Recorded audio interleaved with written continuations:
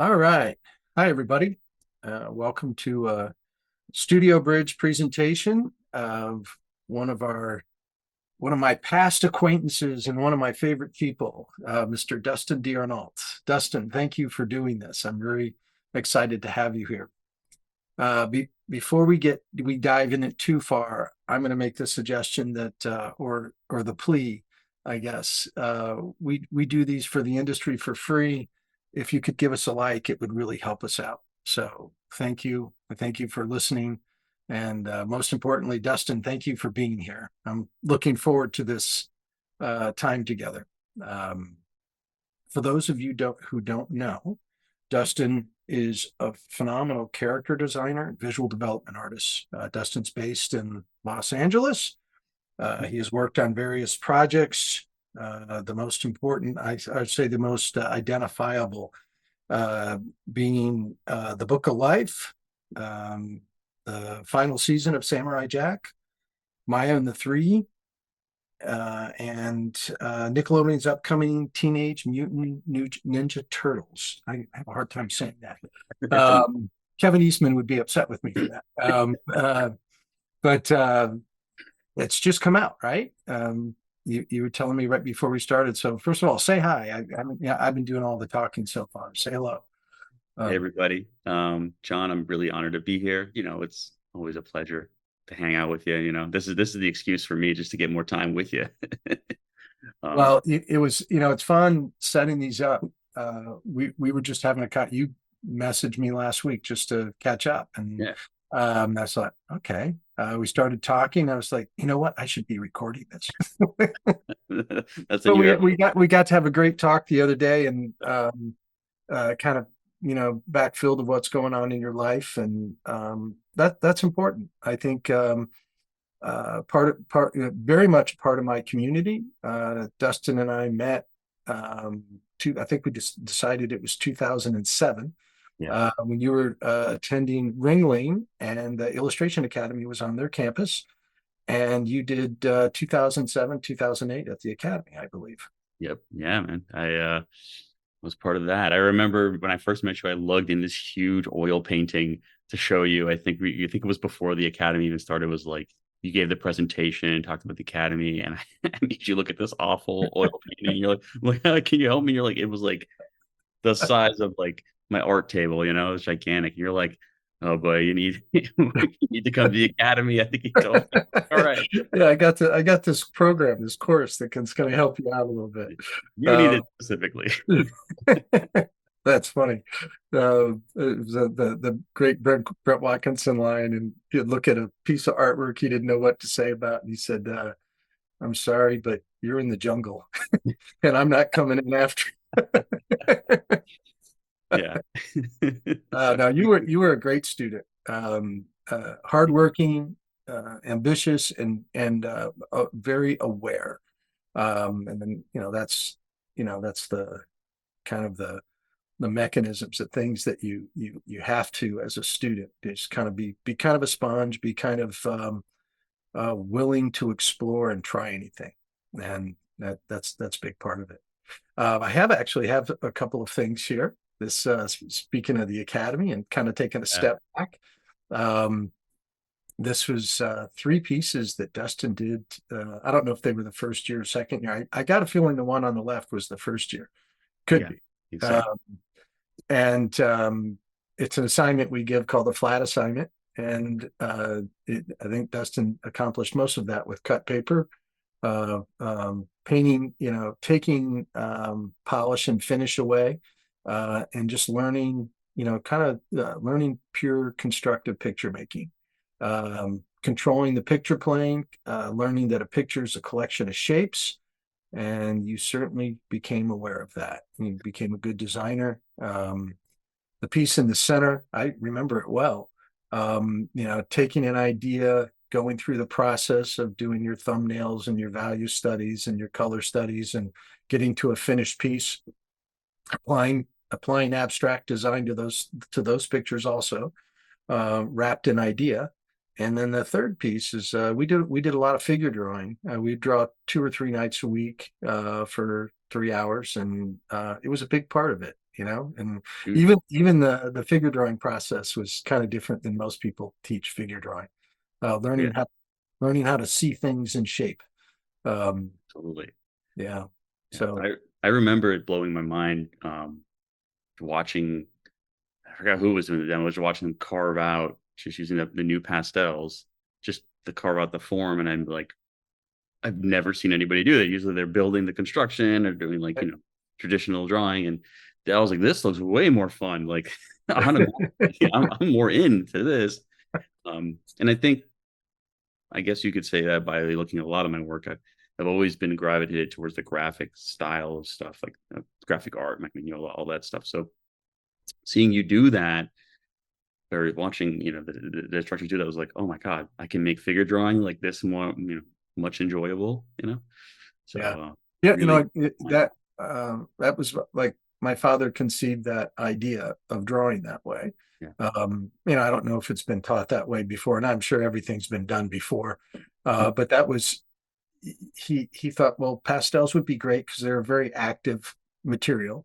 Work on mid-tone paper, and what if you buy into the first lesson on the left, that a picture is a collection of shapes, then everything you put in your picture should be identified as a shape. yeah, And it's mostly value controlling. Is this a light figure against a dark background or a dark figure against a light background? And again, there's all kinds of, that's just a starting place. You can have counter changes where it's half and half and all kinds of additional things, add line to it. But he would get so frustrated teaching people to draw or helping them with their drawing when they just wanted to polish things at a really high level. And he's like, you're missing, there's no weight transfer, the proportions are all wrong, and you're worried about if if I get the rendering right, it would really frustrate him. And so he said, I'm just going to make it as simple as possible. And at the end of it, he said, what I think I've done is I've made it a lesson that's more about seeing than it is drawing. yeah. It's learning to see things in shape. How to make that transfer that shape to your page. And I think it's great. I still preach it all the time. Listen, I have to remind myself sometimes. Uh, oh yeah, the basics. Like every job, every time I get an assignment, every time I'm like, okay, wait. Sometimes you catch yourself getting ahead of yourself. You want to get straight to the finish, but you have to do the early work first, the base, the foundation of the house. Right. You can't just start picking out curtains and shingle. You got to really lay it down. And I think that first assignment really shows you um, how to really think about an image, about a shot in a movie, about a comic book panel, about an illustration. And while the second image was not, I was trying to polish, my polishing skills weren't there. The shape stuff was there, like the base of it is, and you build on that kind of stuff, especially with life drawing and figure drawing. Right. I think a lot of that too is, you know, It's polished beautifully. I mean, there's no reason to polish it anymore. yeah. It's like and the lighting, everything. It's very well done. Um, right. Currently, the illustrator Catherine Lamb, past Academy student, past Ringling student, great editorial illustrator, and now publishing, working in the publishing side too. Um, Catherine teaches, the very first thing she teaches is that flat assignment. And in our process skill and craft class, I think it's imperative. I think it's something everybody um, should be thinking about. And John Neimeister, who was a past student a long time ago too, works at now he's working on the Diablo team at Blizzard. Um, he teaches kind of abstract design theory and how it relates, bringing abstract design theory to character design. And I think it's just a really, you gotta, you gotta have something to build on. And I think that's really, what makes good picture making. So, hey, enough of, educational stuff. Let's talk about you a little bit more. Um, Dustin, you have a really interesting path. Kind of as I'm changing slides, we can talk about where, number one, where you're from. I know some of this stuff, but I'm going to get you talking and I can keep asking you questions about it. Sure. So I'm originally from Miami, Florida. I was born and raised there. I went to Ringling College of Art and Design. Also, my family is from Suriname, which is a country in South America, and most people don't know about it. And usually, I'm the first person from there that people usually meet. So I tend to joke that I'm the ambassador. I'm really not, though. But Everybody draws and paints from there, right? yeah, everybody draws and paints. They all love the same stuff.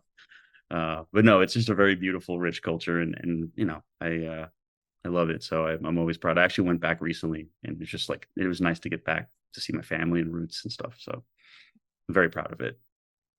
But yeah, I always the only thing I ever did was draw and paint. It's the only thing I was ever good at. That was always my joke. I'm dyslexic, so that also kind of pushed me into that area. Like reading and writing and arithmetic wasn't my favorite thing to do, but man, I like to draw like weird drawings of people, during class. And of course, people would ask you to draw tattoos and stuff growing up. Like, oh, do I really? But did that dyslexia affect you drawing at all? I mean, is it have any impact?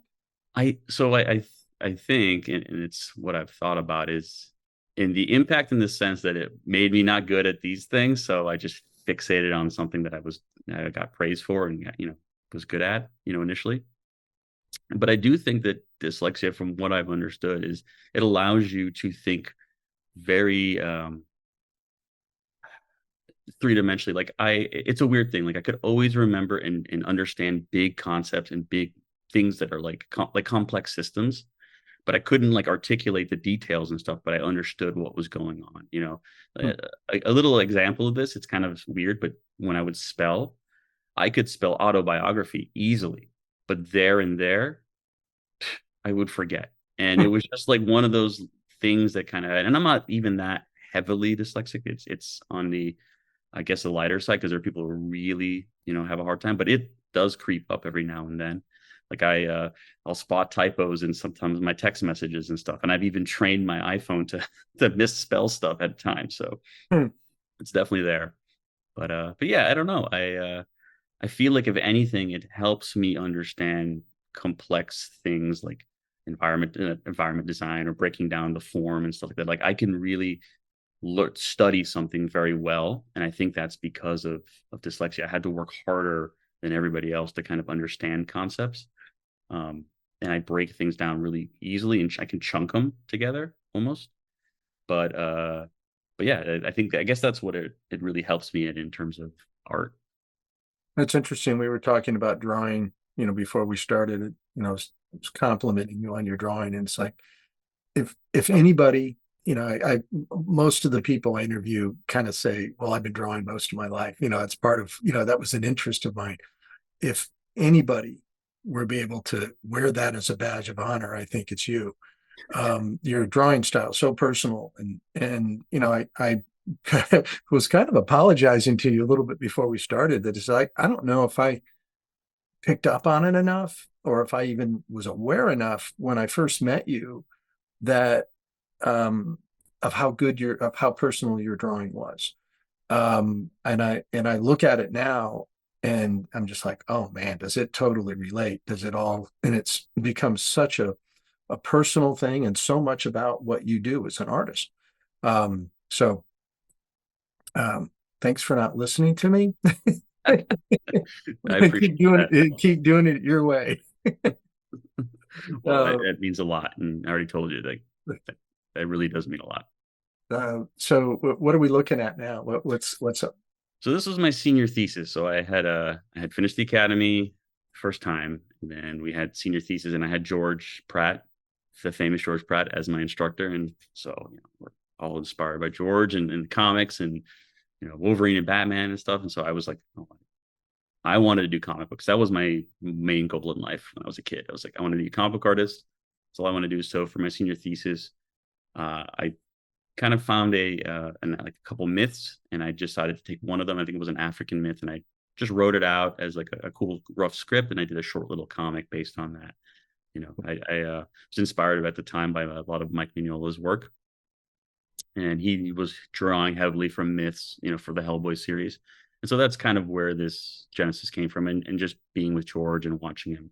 So I did a lot of the same techniques that George did, where he drew it on big pieces of paper, scanned it in, built the comic pages. I didn't do like a traditional comic book thing. I kind of built, each page out of a bunch of images. And at that time, I was like, yeah, let me draw these 13 by 19 and scan these huge drawings in, which were really cool, but took forever.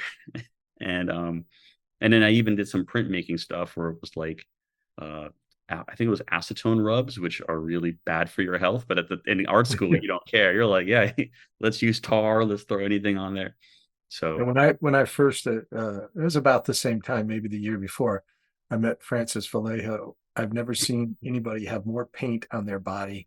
the amount of cadmium It that was has just covered, his clothes, everything was just covered with paint. He yeah, looked like Pigpen from the Peanuts series, yeah, but not dirt, but with paint. yeah, It's just like I said, that's not good for you.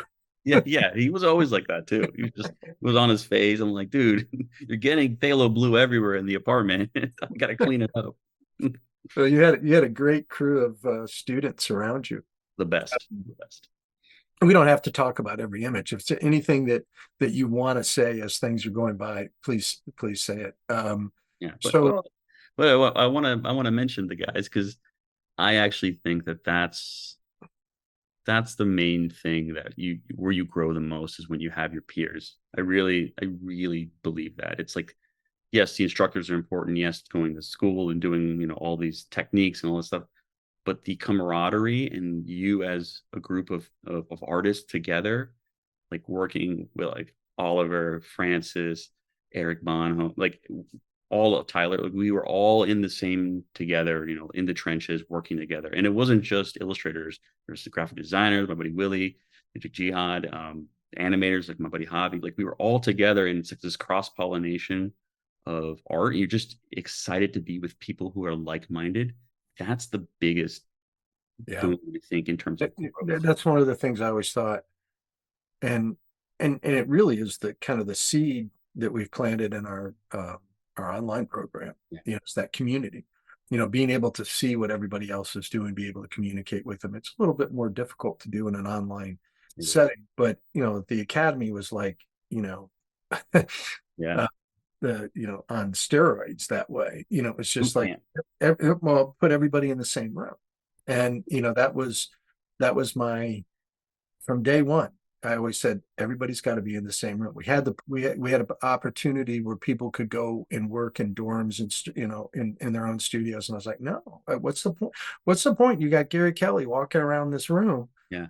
Why would you not want to be there? You want him looking over your shoulder. Yeah. You want that that energy. And yeah, so I think like-minded, I think it is accelerates learning so much, being around a group of people that are chasing the same thing. Absolutely. Yeah. I mean, and some of the best memories, best friendships you're going to form, Oh God. hanging out with Orlando and Andrew right in the middle, like, Yeah. in the middle of the night in the studios, just Yep. painting and maybe even like, doing stuff we're probably not supposed to be doing, like throwing exacto blades places or whatever. Who knows? But those kind of things, you kind of bond and you cross bond, you learn from each other just Right. as much as you learn from the instructors. And that's kind of where I think a lot of the growth happens is at night when you're supposed to be sleeping, but you're drawing and you're sketching and you're just being a goof, but you're learning at the same Well, time, the fun part. different from most things while you're learning. As an artist, you have to learn to apply whatever it is that you're trying to learn. And so you can't just like, okay, I understand that. Yeah. You can understand it. Okay, I understand what value control is, but if you can't show it that you can use it, it's not very helpful. Yeah. And so, um, um, um, being able to teach and teach people to help them apply something, and that's really the ultimate. It was fun too with the academy, and I think what we're doing now is like it had very specific outcomes. Our focus was like portfolio. It's like how good is your work? And it's like people's work.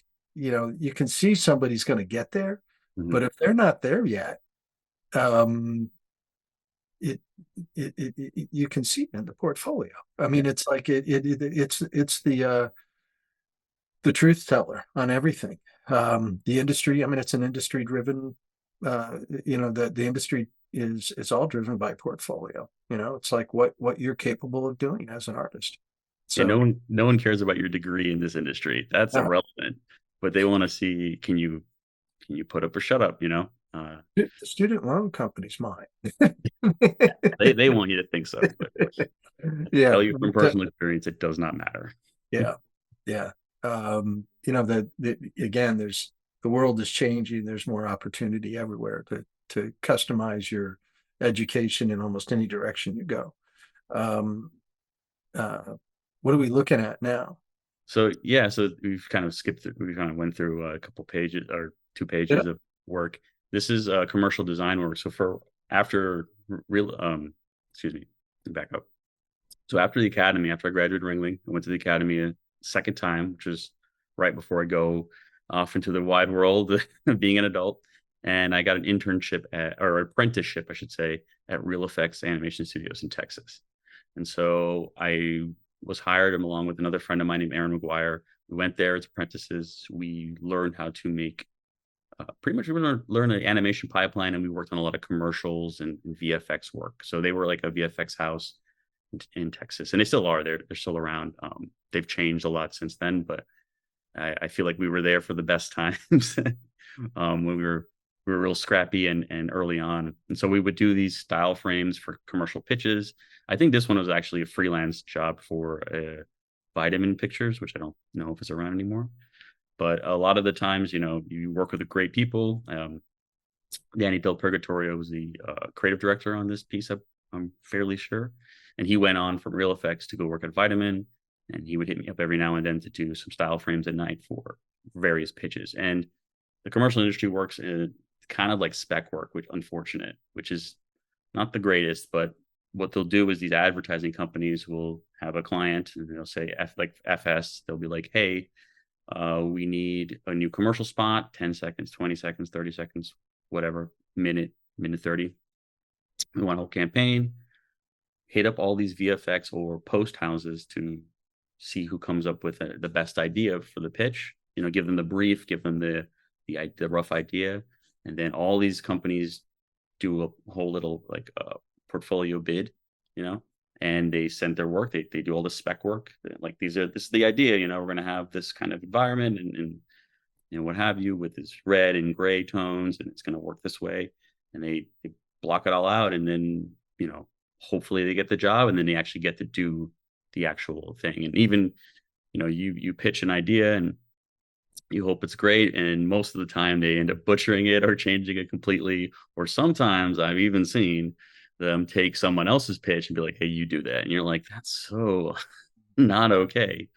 But So, it's so how when it is. you were in school, what did you want to do right when you got out of school? I want to do comics. So that's actually a good point. Like I remember having a little bit of resistance because I thought, oh, I wanted to be a comic book artist, I want to be an illustrator. Like I wanted to do this kind of route that I thought was what I was supposed to do. And my dad was like, you can always quit if you don't like it. Like you have this opportunity to learn a whole trade.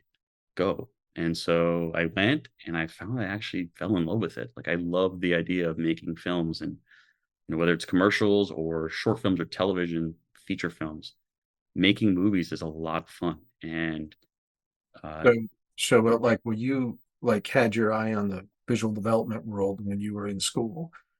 no, not at all. I didn't even. Well, you know what? It was a I made a couple portfolios. I made the comic book with the idea like, okay, well, I could get most bang for my buck from this comic book, right? I can do the comic book and have a comic book portfolio, and then I can have all the additional drawings and sketches and production work and have a production portfolio as well. So I was like, I was kind of trying to maxing out as much as I could get, and I made an additional portfolio with that. And that's, I think, what caught Brandon Olenberg and Danny Del Purgatorio's eyes. Those guys were creative directors at Real Effects at the time, and that's what got me the interview. I think that like I was making pre-production art, which I think the confusion I think a lot of times with students is visual development and production art and concept art, it's actually not the finished art. The finished art is the movie or the TV show. That's the finished piece of art. That's the painting.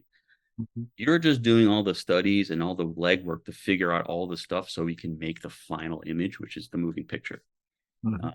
and so I find that people think, oh, the production art, that's that you're making art. Like, no, no, no, no. This is all for one greater goal, which is to see the final vision on the silver screen or on a video game or what have you.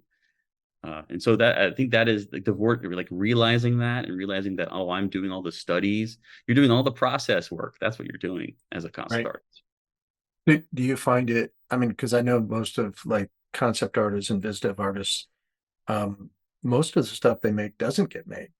I mean, I mean, it just goes away. It's like, Oh uh, man. Yeah. um, was that something difficult to get to wrap your head around? Initially, because I was working on commercials, no, because commercials, they're not as, I don't think the commercial industry is as stringent about like showing your work, and they don't really do that very often in terms of tamping down on people like, oh, you can't show this. Like it's actually kind of rare. I feel like half the time they're not even paying attention. Once the commercial is shipped and is on TV, they're on the next one. It's Yeah, moving such a breakneck speed because it's short. right. So I would do a lot of stuff and I would get to show it. And at the time, I wasn't too fond of working in commercials. I was had a very bad attitude about it. I was like, I'm just selling, I'm just hawking shit. Like, I don't like this. Um, but at the time, it made me really good quickly. And I got to learn how to do different styles very quickly and just learn how to adapt and not be so committed to like, oh, I do this one thing as an artist. Like, I just did a vary of styles, learned a ton of stuff. I even did like live action matte painting and texturing for, I think I worked on a Rihanna commercial where I painted bushes for like months, you know what I mean? And she's like walking through this maze. It was like a Rihanna perfume commercial. So I got a real breadth of what VFX and film and commercial was like. But yeah, you'll eventually get into the featured side, and then that's when you start to do work. You'll spin your wheels for months on like, whatever property, and then they'll be like, sorry, it's gone, and you can't show any of that.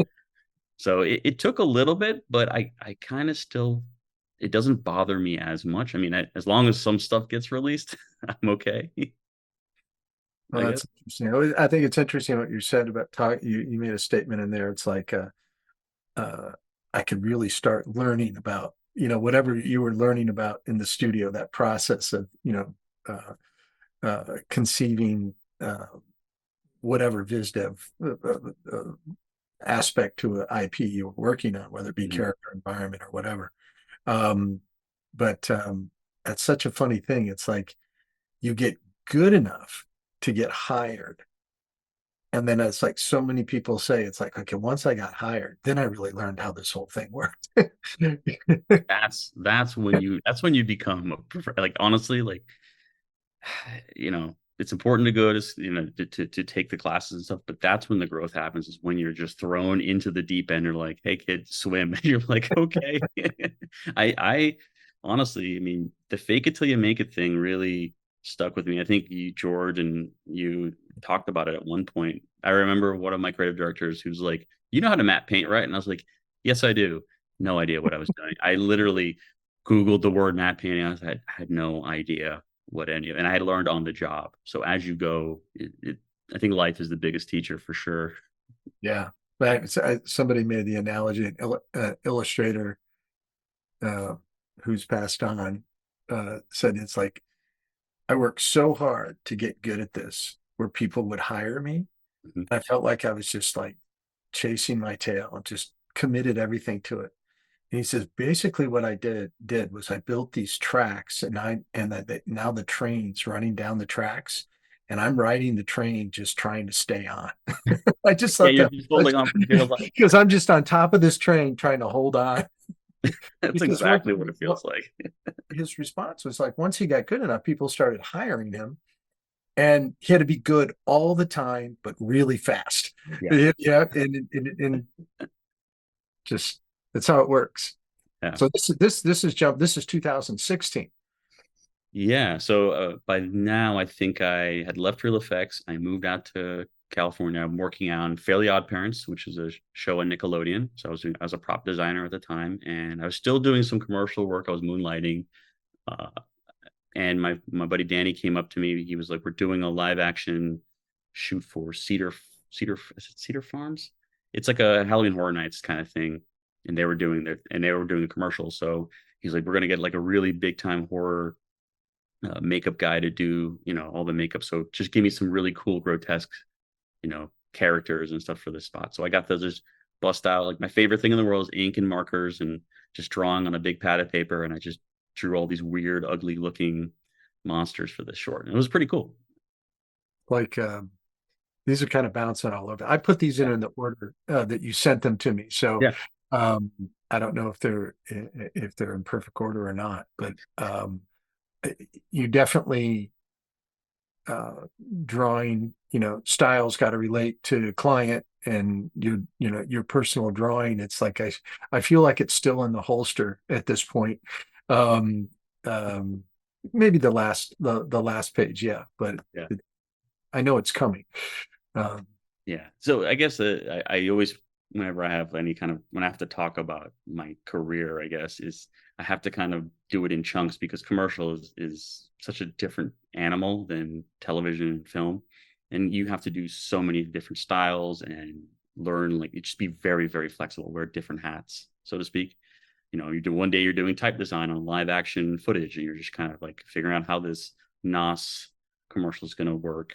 For a pitch, I forgot who this was for. I think it was, I want to say Framestore or Carbon Effects. I don't remember. It was a long time ago, but it's a lot of fun. You get to really crank out and be fast and playful with the stuff you're doing because it's not about your personal style. It's about what the client needs at the time. But I guess everyone always tells me, they're like, "I see your drawing, you see your hand in everything you do," which I guess is a really good thing. It Absolutely. makes Yeah. you very happy to hear.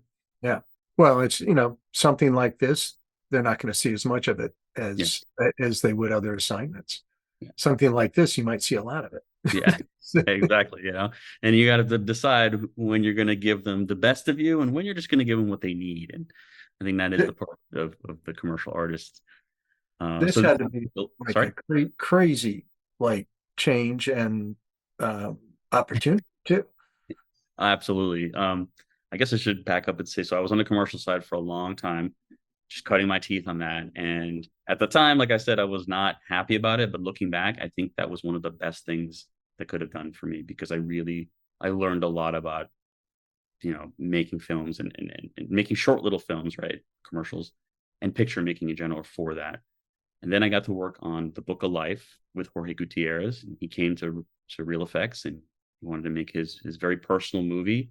And I generally think that this is a kind of a milestone project for me when I really learned, oh, this is how I fit in terms of visual development and film. This is what I'm good at.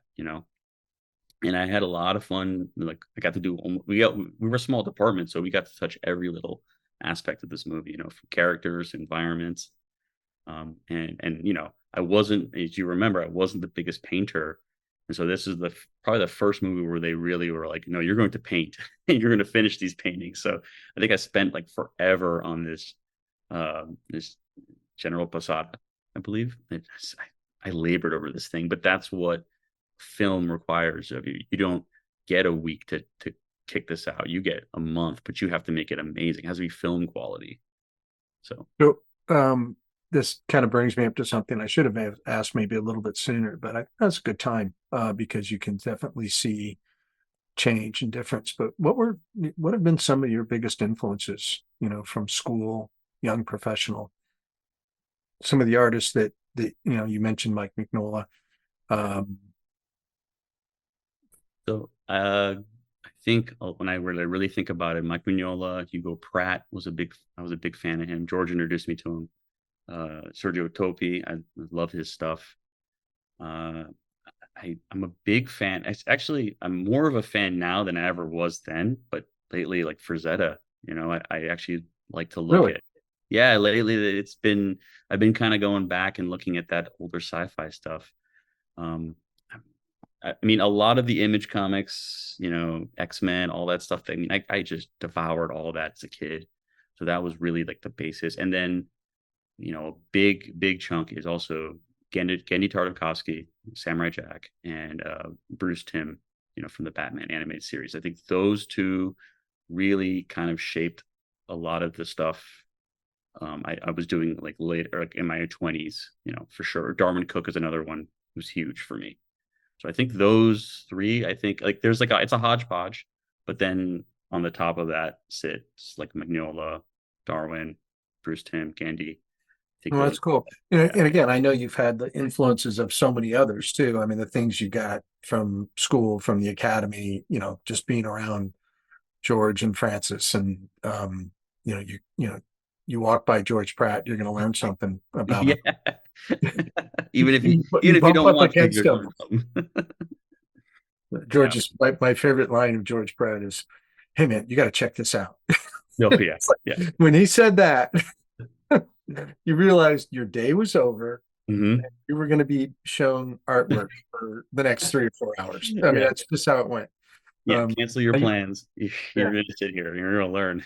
yeah, And I think that is also the thing that I love about film is you get to kind of be a permanent student a little bit because you get to work with people like Jorge and Candy, and you get to learn how I mean, you don't become them, but you get to learn how they think and you get insight into their creative process. And everyone is different. Everyone has a different thing. Like Jorge, he puts a lot of his personality into his work. I can definitely say that. Like it's when you're working with him, it feels like you're part of the family and you're like hanging out. You guys are drinking tequila and you're drawing all these awesome like stuff that's inspired by Mexican folk art.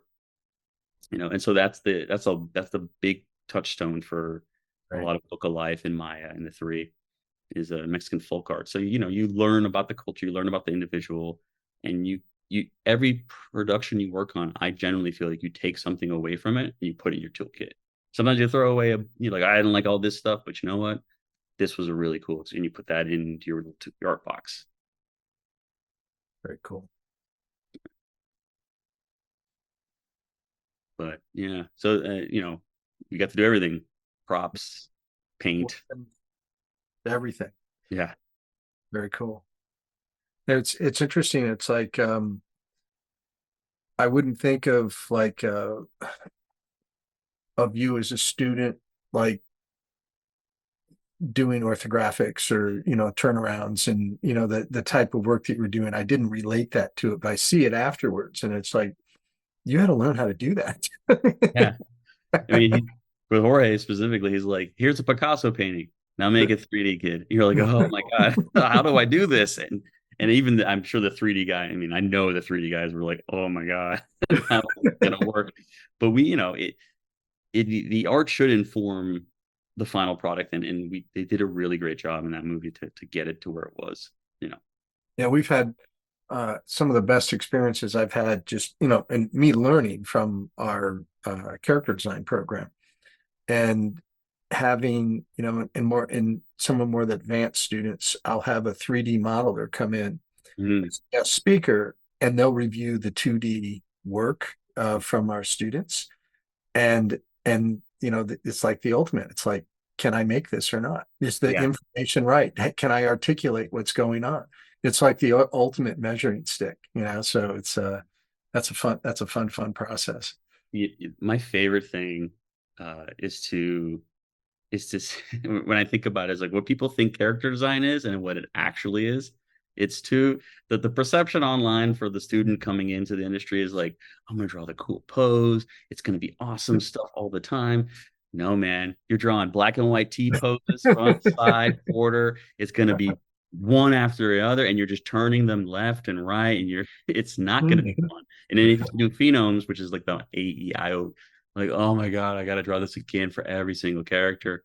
Like that's really what character design work is.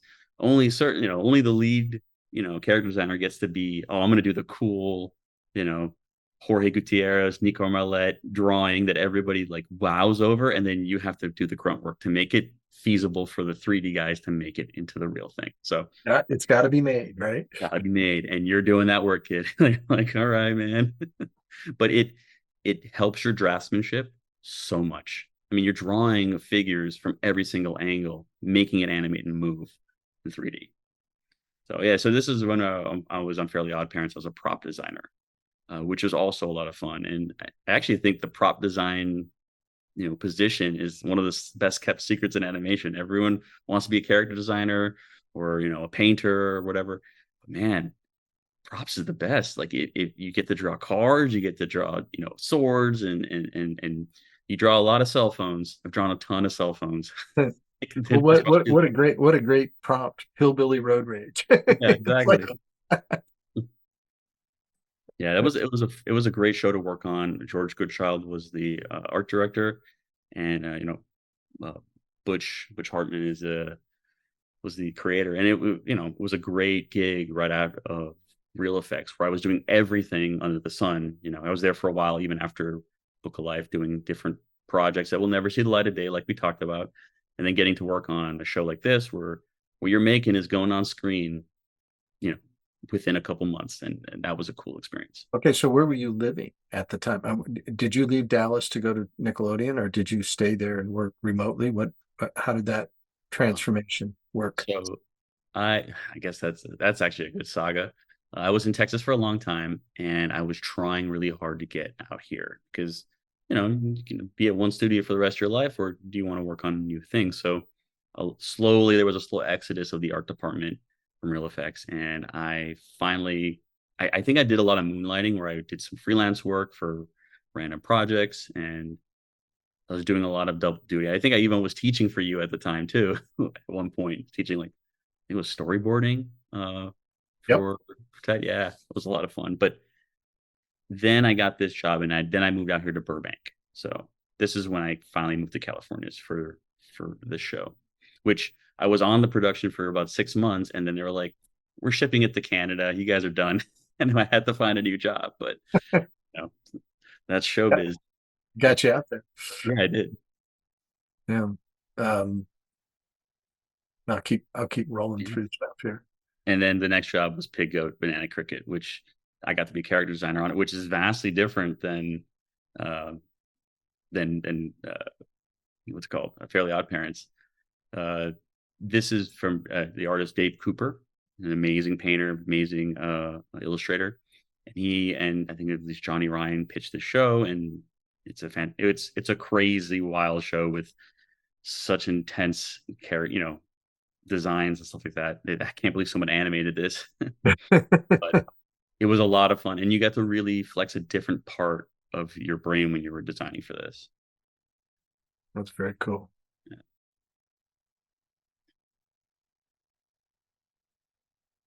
Actually, like the way the shading and the hatching and stuff, I actually remember after I finished this production, that started appearing in my personal work. So you can probably track in my sketchbooks when I started working on Pig Goat, because all of a sudden there was this cool hatch marks happening in my personal sketches. Well, that man, that what a great topic and what a great thing to turn to. It's like at the time when you're going into the studio and you're working, trying to figure out how to do all this stuff. What did you do personally? What Mm, That's a good question. So I've always been a big sketchbook person. That's all I work on. And sorry, that was like my favorite thing to do in school and outside of school, like just draw. But a lot of times, so when I get on a new production, I think I always have a sketchbook on me, and I usually keep a couple. I have one for work, one for myself, and then one I take out, around. And the one for work, I would take Dave Cooper's drawings and I would trace over them and I would study them. But I wasn't doing master copies. I was like breaking them down. I'm like, okay, what is a thing that Jorge does? What is the thing that Dave Cooper does? Like, what are the things that they do that kind of help it make it feel like it's in their world? And you kind of have to be. This is the student part, right? You're kind of learning a different way of making an image. And so I would do a lot of copying, and then over time, you'll see from day one on Piggo to the last day on Piggo, like you can nail the style at the end. Right when you're Ending on a production is when you're like, dude, I'm hitting on all cylinders, and then you're done, and then you have to go on to the next one, and you're still kind of doing that thing, and you're like, okay, I have to stop. No longer drawing this way. That would be hard. That would be very hard for me to do. Um, the You mentioned you as you were working on how were you embracing technologies through all of this? It was Mm. just like whatever was required. I know you're a drawer. I know carry a sketchbook. Do you ever draw, on a tablet, or do you draw outside of your sketchbook on a tablet? I mean, is it requirement? I don't know. Just talk about it. The Got the technology. Cintiq right here, the Yeah. beautiful latest 4K model. Yeah, I work for VF for all the production work. It's predominantly in the computer nowadays. I think all these drawings were done in Photoshop. Pretty much everything you've seen so far has been computer work, save for the sketches of monsters. Like those are, pen and ink and not like a mono, a little bit of Photoshop at the end. Um, Everything is digital. I go back and forth. Uh, at this point, it, I think it's important to do the personal stuff traditionally when you can, and if you have an opportunity for that in the on the you know on the production to do, that's even better. I think there's been a couple productions where I've gotten to do hand drawn stuff, but for the most part, it's all on the computer. I still miss the feel of paper and pen and pencil, graphite, that sound, but yeah, it's all in Photoshop, and I'm even learning some 3D now, which I actually think is really important for students to get at least an understanding of. And I actually am, as I'm messing with it, I'm learning this actually is a great tool to learn how to make pictures as well, because it makes you think in depth. And I think a lot of the problems I had in terms of an artist starting out early on is I would automatically want to stylize and make everything flat, and I would flatten out my images. But as I'm working in 3D lately, I'm learning Blender and kind of messing around, like building really rudimentary stuff. I'm like, oh, you're building stuff in 3D, which I think is why sculpting is such a crucial thing. Even sculpting in clay or whatever. As a character designer, like I did a sculpting class, and you learn form. You really feel the form, and so when you're drawing, you have a better understanding of what you're drawing. And I think I've that seen it help like immensely. And I've actually had this conversation with some character designers about them learning 3D, the aspect of them learning 3D, that's it's helped their drawing so much. absolutely. Um, it helps their constructive drawing so much. It's easier for them to draw from memory. They think in volume. Um, Exactly. Exactly. And the volume thing is key here, because yes, you're doing a cool stylized drawing for Genny Karvaskovsky, but if the volume isn't there underneath it, it's gonna read really funny. It's gonna read amateurish almost. It'll right. it'll it'll set it apart. And that has actually been the thing for me, is to get better at drawing in volume and really, making things feel like they're rooted and grounded somewhere. And then you took the stylized dressing on top. I think a lot of people, like you were saying, they rush to the stylized part because that's the fun part. You're polishing it, but no, the design has to fit and feel right. And I think spending time sculpting and working in 3D really gets you to think in terms of volume and um, atmospheric perspective, and placing things and orient them so they feel like they're real as opposed to just a flat 2D image. Very cool. How long were you with on Samurai Jack? Was Uh, it last season? Was that the it was the final season. I think we were on it. I was on it for like 6 to 8 months. This was television stuff. This is for Adult Swim. So sometimes I guess I should say is like television will, depending on how many episodes they pick up, they'll run shorter than say a feature. A feature will sometimes run for like a year or 2 years. But then if you get on like a long running show like say The Simpsons, you'll be on it forever until you die. So it just depends. But Samurai Jack came back, and I was so lucky and elated to be a part of it, because this was definitely a big deal for me growing up as an artist. very cool.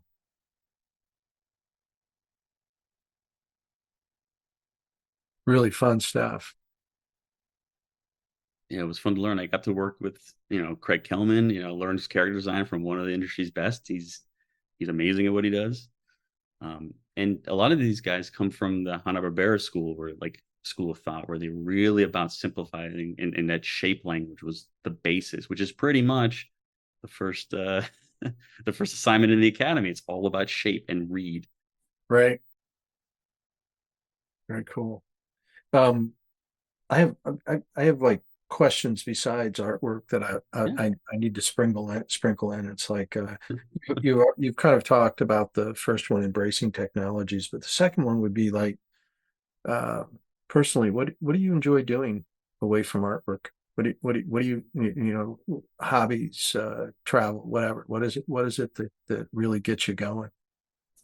So yeah, you need to put in, otherwise you can't put out, Yeah. so to speak. And um, I really love travel. Travel has probably been the biggest thing for me lately. I've been going a lot I went to Thailand and Japan for a little bit, and that inspired me a lot. Also, just spending like, I'm very active, so I like to bike, I like to hike, I like to lift weights. I want to start picking up a sport, but I haven't committed to anything like that. I tried flag football recently, which was a terrible idea, by the way, because I jammed my finger and I was like, I can't do this. This is a bad idea. I'm gonna be out of a job. Um, Yeah.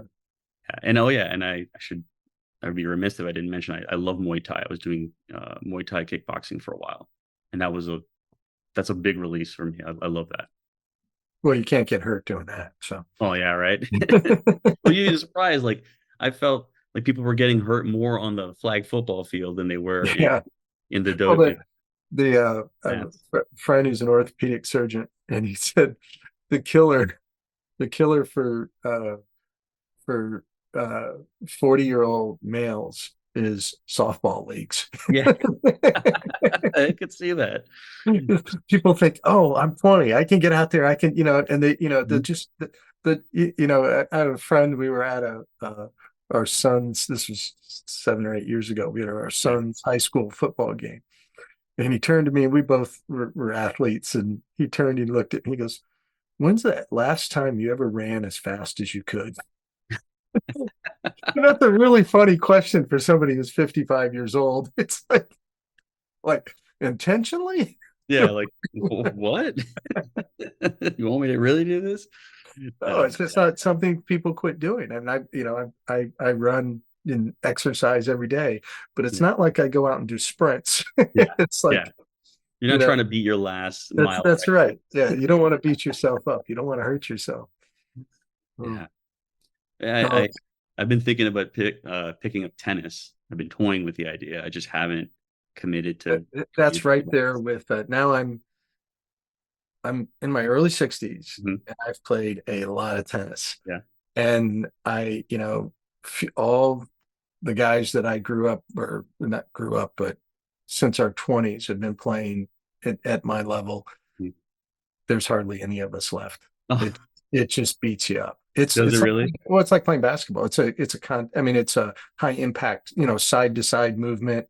I mean, you can stand there and watch the ball, but if you've played like competitively, you don't want to do that. You Yeah. keep trying to pay, but you have to learn to curb that. My dad played tennis up until he was 73 years Oh old, wow. and but just got to a point he couldn't do it anymore. Maybe I'll do pickleball instead then. The pickleball is a lot. It's like the dumbed down version of Yeah. tennis without a lot of the court. It's very compressed. Yeah. You don't have to cover Um, 60 feet at a time, 80 feet at a time. yeah. You know, it's one of those things. Is like, what are you going to be able to do sustainably over a course? It's supposed to be a hobby. It's not supposed to. I'm not going pro with this. Just Right. get Yeah, absolutely. outside. Something Get, you can enjoy. But something, it is important. It's important to me, I've had this conversation with Dale Stefanos a lot, who was an athlete his whole life. And it's like there is there's that competitiveness thing. And I don't want to just give it up. I mean, it's been part of my nature, it's part of my makeup. I don't want to just throw it out the door. So I got to be competitive at something, right? Yeah. Pretty soon it's going to be, jacks or something. Yeah.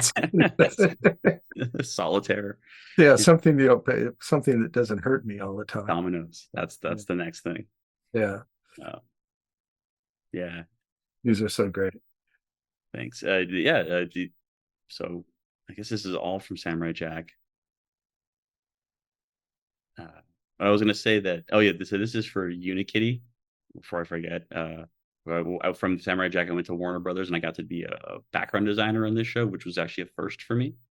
Right? And yeah, I cut my teeth on doing this, and you go from character design and prop design to all of a sudden background design, and I found I actually really liked it. I enjoyed it more than I thought I would because I was a little apprehensive. It's like I've been so used to drawing, you know, a singular thing, but I came to realize that the biggest takeaway I have from being a background designer now is you actually are more of the cinematographer and filmmaker for the show or the movie. You're really setting stuff up. Where as a character designer, I would akin that more to like a casting director, where you're dressing costumes and casting. You're dressing and you're setting them up in the lineup. You're making sure they all work, which is super important. But when it comes to the thing that's on screen, the background designer and background painters, whether your paint design, whatever, they're really making the film and what you're going to see on screen. Right.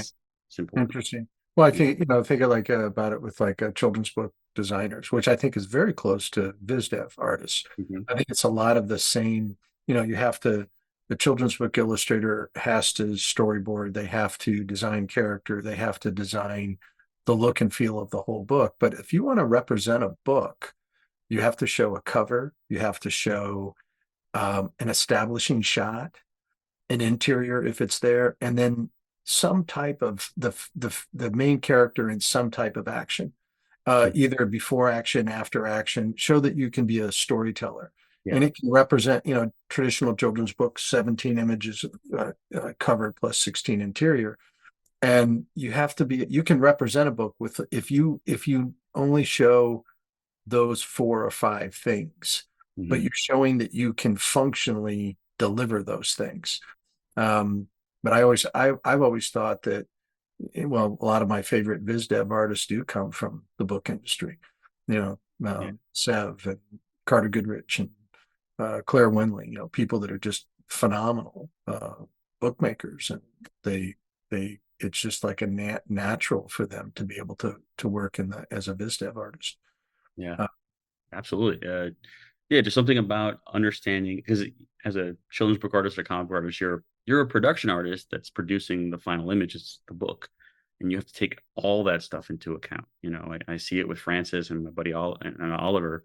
They really work on their books. Erin McGuire as well. She starts from start to finish, the cover, the interior, all this stuff. And mhm. I got to even do a little bit of kids book stuff for I think it was for a Book of Life Golden Book a long time ago, and that was a learning experience. I hadn't It done is. Yeah. book Yeah. before. Yeah, Yeah. That's like, uh, you see I don't know at the Academy if Gary brought one of his book designs with him, yeah, he would lay out all the storyboarding, all of the sketches, the process work, and I was just like always just blown away at the care that he took um, in telling that story visually, how important it was. He was thinking like a comic artist. He was thinking like a character designer. He was thinking, and it was just like putting it all together to make it work. yeah.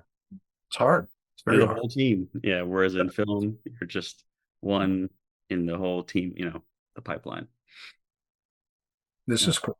yeah, this is for Ugly Dolls. I went after that. I went back to real effects for a little bit, and I worked on a film called Ugly Dolls, which is feature film.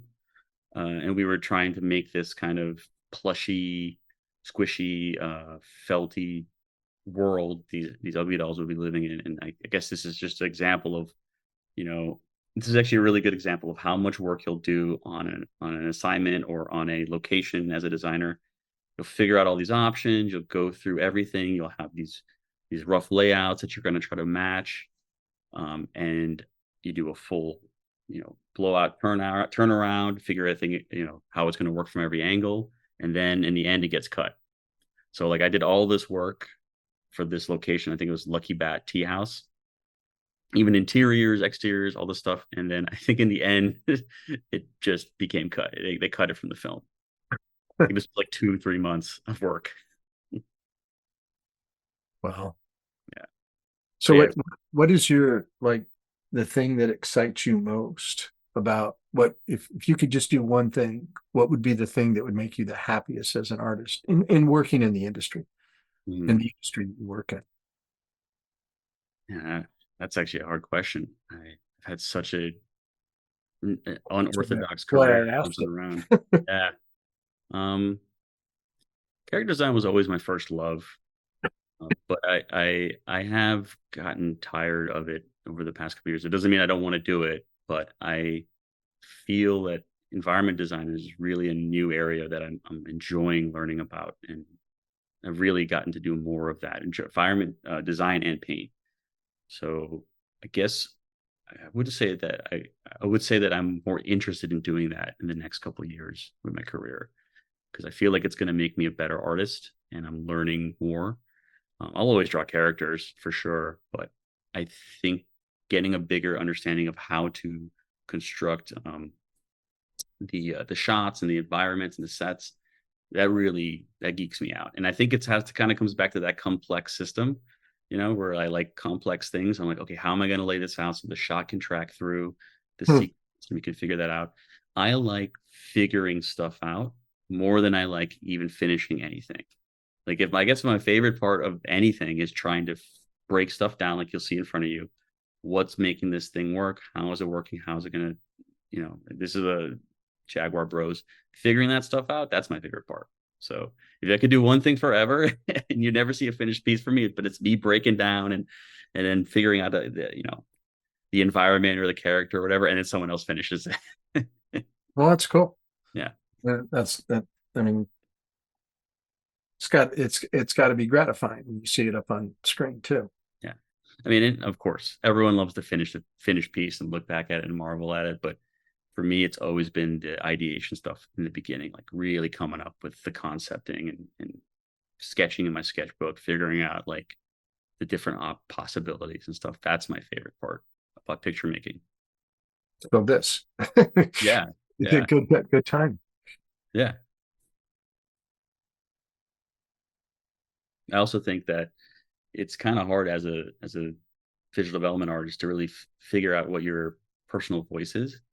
And I was actually like thinking about that the other day, as I have a lot of downtime right now. I'm not on a production or anything, and I was looking at the work that I've done in the past couple of years, and I'm like, okay, so I have my professional work that I've done, and then my personal stuff, and I'm trying to like bridge a cat, understand what kind of work I make, what kind of work I enjoy doing as a personal, not just for money, but on a personal front. And that's actually been the biggest thing is my sketchbook has been kind of the Rosetta Stone. Like every time I'm like, man, it could be any different style, but when it's in my sketchbook, that exudes like my personal, you know, thinking and that's where like the purest form of me like resides, I guess I could say. I don't know if I'm making any sense. Oh no, you are.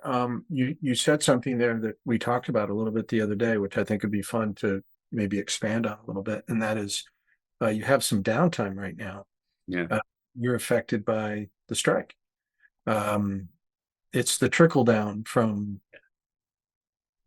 intellectual properties not being written, Yeah. not being created and written, and it hasn't gotten to the artist yet. So, and I've spoken to a number of people that are in the same place. Yeah. So today, it looks like the writers are going to solve their problem. It looks like they're going to sign a contract. If they do or not, they said they probably wouldn't in the next 24 hours.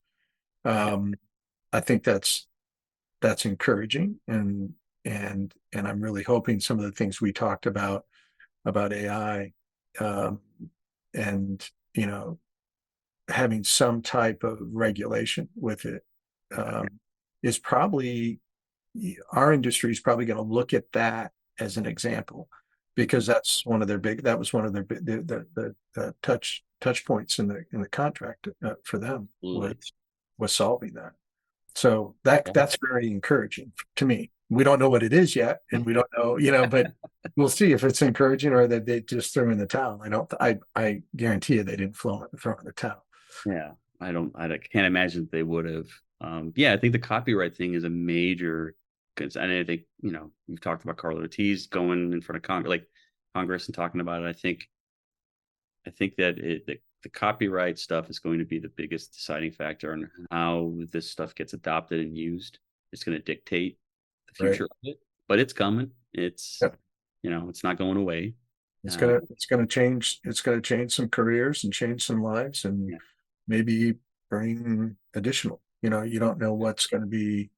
I watched in the 1990s, stock art and being like, stock illustration, the all of a sudden the presence of digital illustration and how easily digital photography could take over illustration. And I watched all of that. And technologies, there's something illustration has always dealt with. And it's always fall. I mean, from the printing press on, it is a product of technology and how it's used and how creatives can manipulate it to uh, in their careers. I mean, that's yet to be seen. It's yet we don't know what's going to happen yet.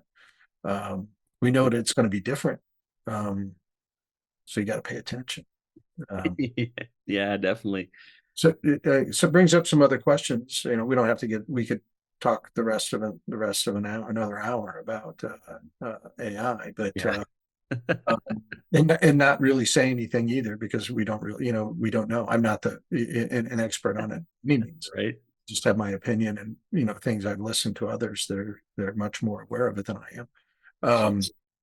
But the uh, working in the industry, you are affected by. I mean, you're part of it. I mean, it's not a union. It's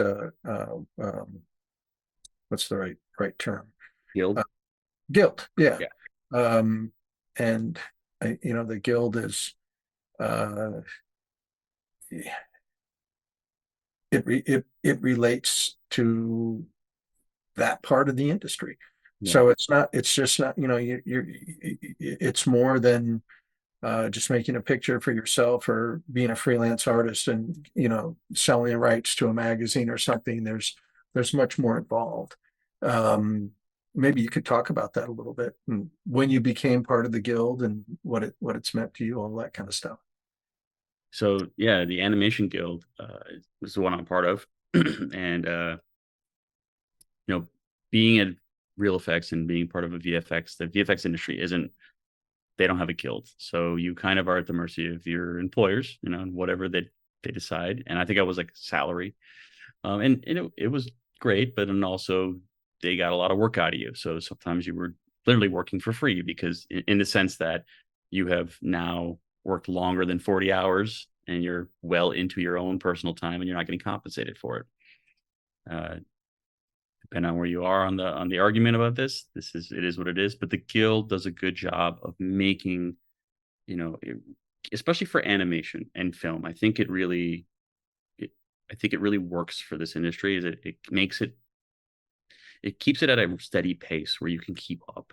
You're not burning yourself out because I think artists have a habit of doing that. We take on too much because we have this famine mentality and fear that I'm never going to get the next job.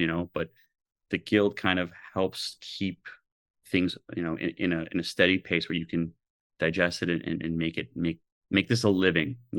Is it a necessity? Do you have to belong to it to work for the clients you work for? If you want to work for Disney, Nickelodeon stuff, you'll have to become a guild member. There's a lot of outside little shops that are not union, and I've worked for them and I've done stuff for them, and it's fine.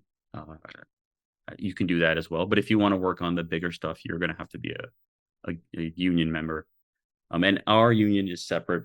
It's like a cousin or sister union to the other, like the SAG and WGA.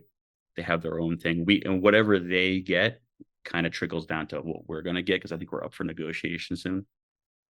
So hopefully it's a really good contract, and then that will be reflected in our contract when we go for negotiations as well. And so the guild is pretty good about, trying to, advocate for us and make sure people aren't overworked and tested to death. I think testing is a big thing for a while in our industry. Is like, you sometimes when you get on a show, you have to test for it sometimes, and you have to show them that you can do the style. And in some cases, there have been definitely egregious testing where you're like, dude, I'm doing full production work for you instead of just turning the character you asked for this design. But I also get it from the other aspect is I don't want to, because the guild is there and you can't just fire somebody. I want to make sure you can do the job before I hire you. So it's a So delicate how, balance. how long have you been a part of it? Since I came on to Fairly Odd Parents, so 2016 is when got on, Great. and they've pretty much been steady. I think Ugly Dolls was the only non-guild production I worked on since then. So they take care of your pension and your healthcare and stuff. I would, if you want, you can go back a little bit to the We Lost Our Human stuff. So this was a production I was working on during the pandemic. It was a really great production to work on. I did a whole bunch of stuff that I'd never done. It was We Lost Our Human, created by Ricky Asborgian and Chris Garbut. If I ruined your name, Ricky, I'm sorry. I apologize. But learning how to character design in this style and fashion was really interesting. Definitely hard. I'd never done such a symmetrical design style. Usually it's like straights versus curves, and there's like some asymmetry there. But this was a lot of fun to kind of learn and turn these characters and make it come to life. These are supposed to be GIFs and they animate, but Yeah, they're not in the yeah, way I saved them. I apologize. okay, you can see it online somewhere. But yeah, I guess I got to be more of an animator on this show, which was kind of cool. Within the, I don't want to say I'm an animator because I'm not, but I felt like an animator at points. That's cool. Very cool. And so this was like 2000. So this is 2020. This was when the world was ending. I Yeah. was here making this show with all my other peers holed up in our apartments. But I Wow. was very thankful for it because it kind of kept me sane. Wow. Did you have to take on, did you have to learn different technologies for it? Kind of. I had to learn a completely different method of drawing. I used the vector tool in Photoshop, which I don't understand how Chris does that because Illustrator is the perfect program for that, but he just masterfully works it that way. And I just learned a whole different aspect of drawing and designing. But I didn't have to switch programs for sure. Like we were just in Photoshop. Let's talk about this. This Uh, is fun and it's current and it's really great work. so yeah, Turtle Team, Teenage Mutant Ninja Turtles, Mutant Mayhem. I'm really proud of this production. I got to work on it. It's directed by Jeff Rowe, production designed by my buddy Yashar Kasai, and I got to do Ninja Turtles, man. Like I grew up obsessed with this. I had bed sheets, I had the toys, I had the van. I got to draw the van for the movie. So, and this show was really cool because I got to do a lot more like design paint, which I guess I should say like traditionally in animation, someone draws the background, someone paints the background. But in recent years, because of the advent of technology, it's kind of become, you jump straight into paint and you're painting. And getting to learn how to do that was a lot of fun. I mean, I felt like I was in school again in terms of bettering my paint abilities. So I felt this production really helped me level up in terms of that. No, they're very cool images. Yeah. And yeah, we got to do I got to do a ton of exploration on random, from everything from character designs like background characters to uh props and environment paint. So this is Sucker Punch. This is like a character design that I was hoping they would make it in the movie, but I think there's just like a little hint of him in one of the school glowing screens in the back. I think on the government server. Is this just a presentation that this is done on like lined paper?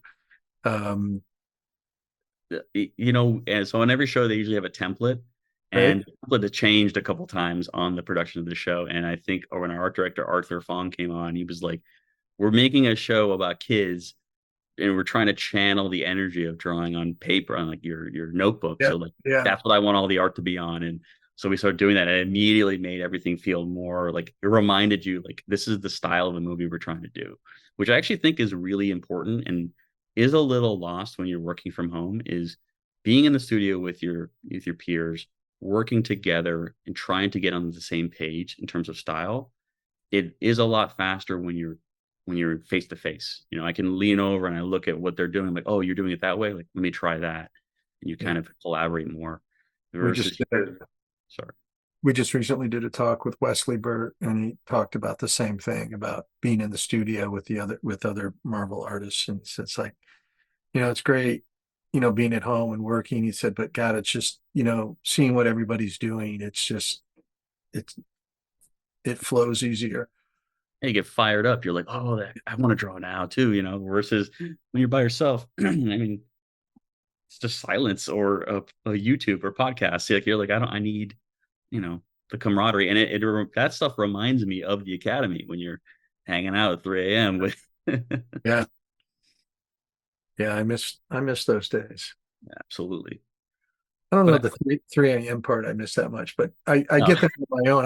I still work at night most of the time. So it's like, yeah, I actually think that is the hardest part about art and commerce, right? Art requires play. For good art, I genuinely believe that you have to be able to be playful. You have to be willing to try different things, make mistakes, and then at the same time hit the deadline.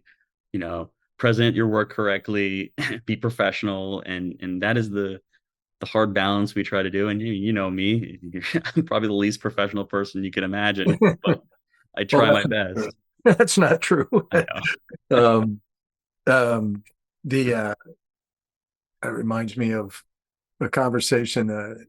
George and Brent and Sterling, we were all debating like technical information that we would be presenting at the academy. We all had wishes, things that we wanted, and we were discussing them. And we were doing it over lunch when my father was there, and he was sitting listening to all that. And if someone finally says, "Well, Mark, what do you think? What do you think we should be focusing on?" He said, "Well, don't forget you're an artist first. Maybe you should be anything that focuses on how to be more creative." Yeah, I thought, yeah, there you go. Get to the bottom line the quickest, right? yeah, How can you be more creative? Um, skill's important, but creativity is too. yeah, absolutely. And I it shows when you're on a production, immediately like, okay, this is going to be one of those shows that's going to be like really impactful for you and hopefully for the audience. And you can tell immediately. And this is definitely one of them where you got on there and people were doing such vastly different things that you'd never seen done before. They were playing, they were messing up, they were making mistakes. And then in a lot of ways, those mistakes were the things that really made it into the movies, like into the final film, because the movie was about channeling that high school energy of drawing on a piece of notebook paper and scribbling things that are, it's kind of ugly and grungy and dingy, but it was beautiful because it's raw and you know unfiltered. Well, that relates to what I think about when I think about your sketchbooks and stuff. It's a good description Yeah, because it is very creative. yeah, Your interpretation, we're going to see a few really great things here at the end. Interpretation of just like interpreting how a character or how somebody looks or something you've seen. I just think you do it so well. Um, you show there's some personal stuff here we show at the end. That's really great. appreciate it. Yeah, and you get to kind of see in the personal stuff when what I take from you know the shows I work on, how it makes its way into my personal work. It's like I'm a amalgamation of all this stuff that I've ever worked on and the people I've ever hung out with. And I think Right. that is the DNA of every artist. Is it's not just like who you look at. And you asked me earlier, like who my favorite artists are. Lately, it's my friends and the people like my coworkers. Like I look up to them because they're the Hmm. ones that making me want to draw foot soldiers till 3 a.m. in the morning, because I look over to Keldon Jets doing like amazing designs, and I'm like, oh, now I gotta I want to draw too. So That guy's amazing. Man, what a great plein air painter he is. Um, and just an artist in general. I did a talk with him about a year ago, and I just enjoyed him immensely. yeah, he mentioned that he was like, yeah, I'm doing a talk with John. I was like, oh, that's perfect. It's the best. He was really fun to meet him. Well, I met him. I met him at Wesley Burt's father's house.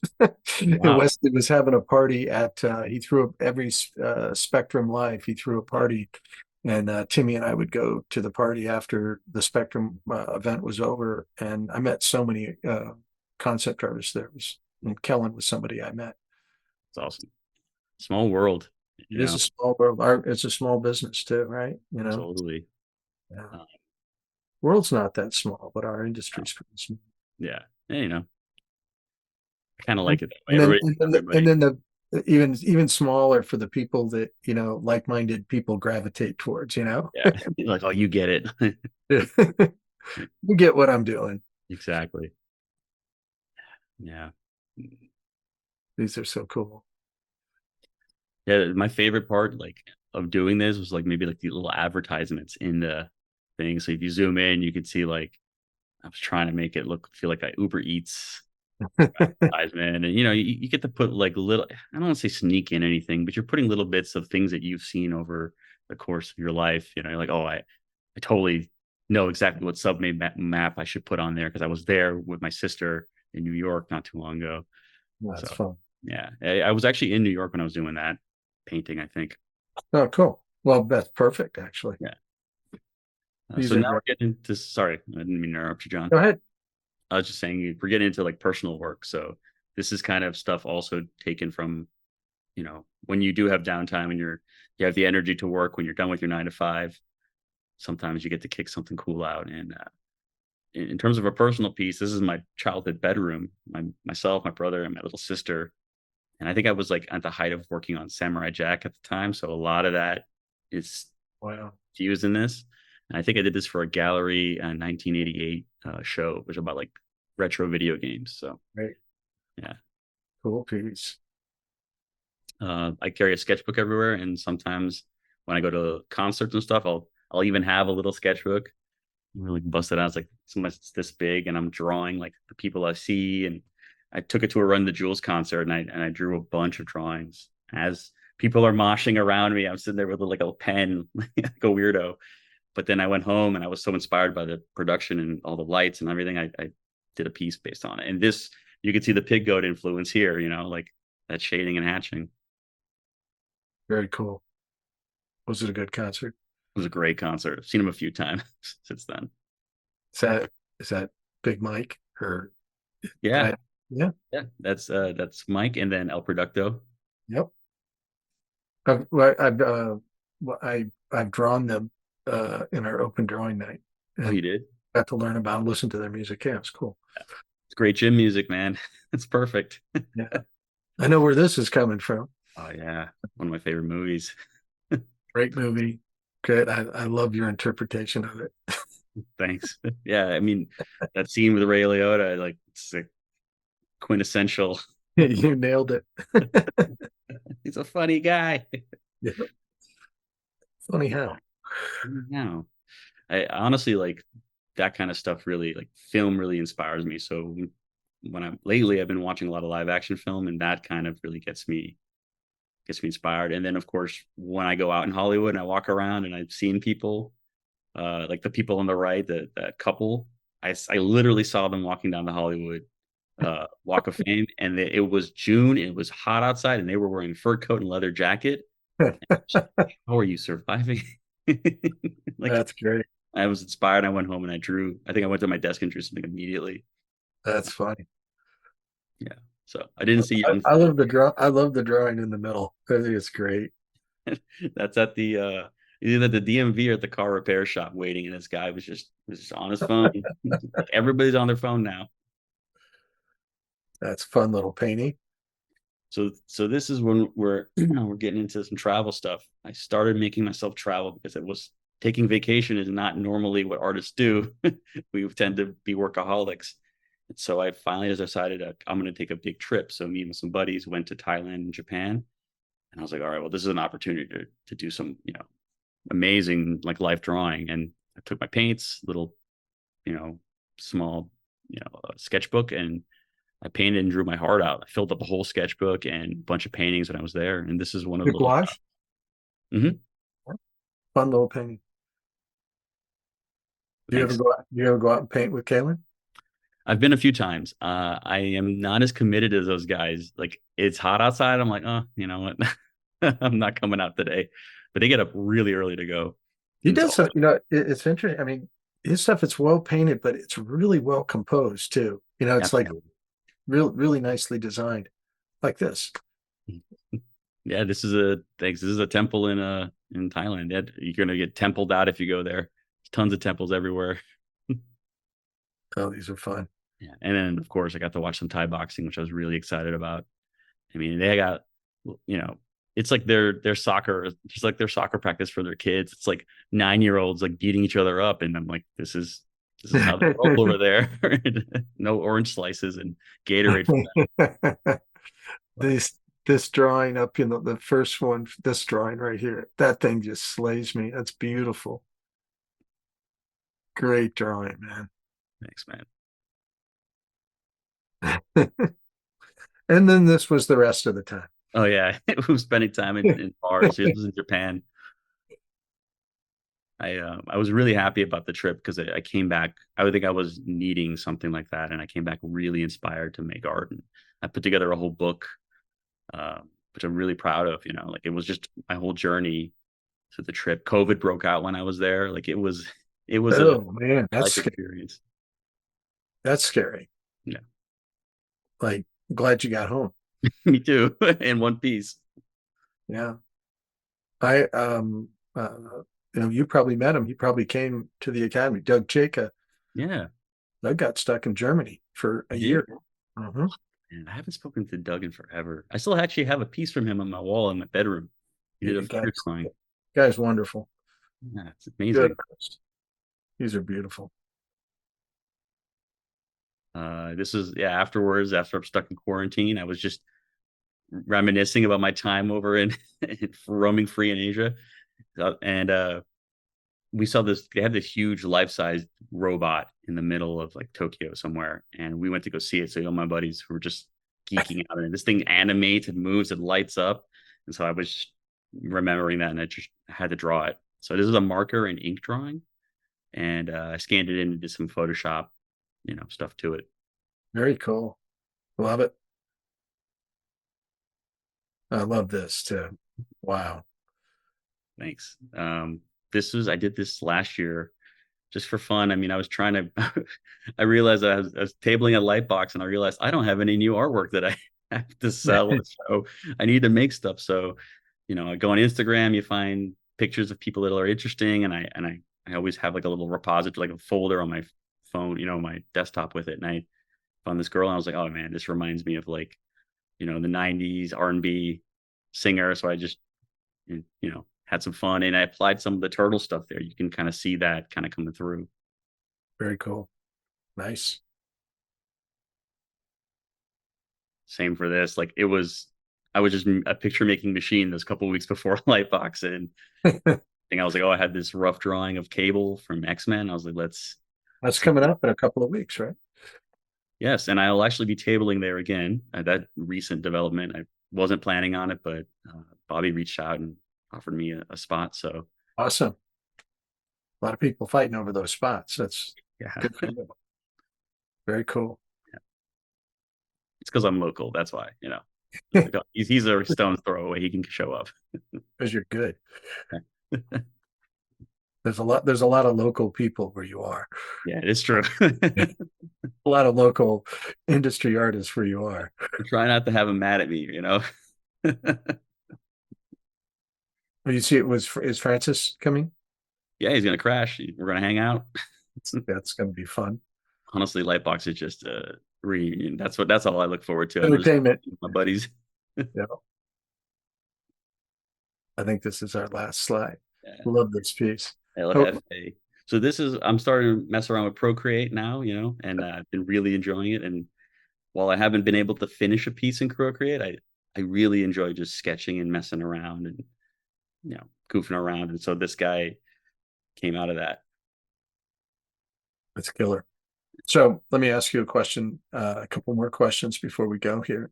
Absolutely. First is, do you have anything, Lightbox could be it, anything you want to promote, anything you want to talk about that's like you're doing? Could be the movie, I guess, could be anything. Yeah, Teenage Mutant Ninja Turtles Mutant Mayhem is in theaters right now. So if you Yeah. have a chance, please go watch it, support it, because amazing artists worked on it. It was a labor of love for everybody involved. And it's a badass fucking movie. And I hope you guys enjoy it. And I'll be at Lightbox as well. I have a table there.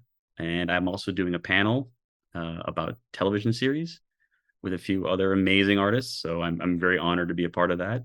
I think Very they're going to cool. announce it at some point. So I guess look out for that. All right. Dustin, I don't see you enough. Well, not even near enough, but I Yeah. don't even talk to you enough. I love talking to you, and I miss the time together. So make sure we catch up again soon. And thank you so much for doing this. This was really fun. Great to be able to see all the work, and I'm happy that our community is going to get to see a bunch of it. So Yeah. I'm dude, thanks so much for having me be a part of it. I always look for a chance to hang out with you. So we need to make more of this even outside of a podcast. So okay, I'm yeah. down to make that happen. Next time we have to record it. Yeah. I'm All looking right. forward to that, man. Thank you, Dustin. Take Take care. care, man. Bye.